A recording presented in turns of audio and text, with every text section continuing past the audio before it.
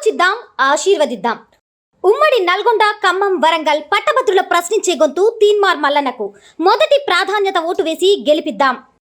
చింతమడక కాడ కల్వకుంట్ల చంద్రశేఖరరావు గారి తాత ముత్తాత ఆ గోరీలకి లేచొచ్చినా ఈసారి పట్టభద్రుల అభిప్రాయాన్ని మీరు మార్చలేరు, వాళ్ళు డిసైడ్ అయిపోయింటారని చెప్పి తెలియజేస్తా ఉన్నారు.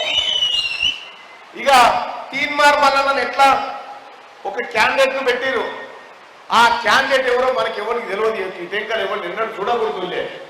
ఓ క్యాండిడేట్ ను పెట్టి ముందుగానేమో కాంగ్రెస్ పార్టీ తీన్మార్ మల్లన్న మా అభ్యర్థి అని చెప్పి ప్రకటించిన తర్వాత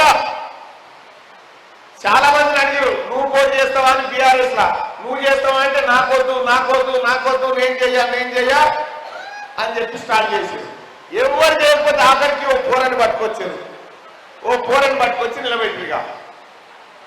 మరి పోరని గుణగణాలనే చెప్పాలి, పోరని ఏం చేస్తాడో చెప్పాలి, పట్టభద్రులకు ఏం న్యాయం చేస్తామో చెప్పాలి. ఇవి చెప్పి కదా ఓట్లాడగాల్సింది, అవి చెప్పారట.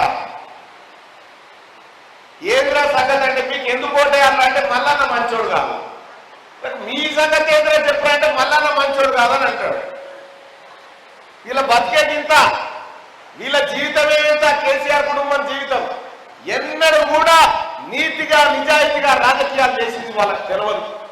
ఆలోచిద్దాం, ఆశీర్వదిద్దాం. ఉమ్మడి నల్గొండ, ఖమ్మం, వరంగల్ పట్టభద్రుల ప్రశ్నించే గొంతు తీన్మార్ మల్లన్నకు మొదటి ప్రాధాన్యత ఓటు వేసి గెలిపిద్దాం.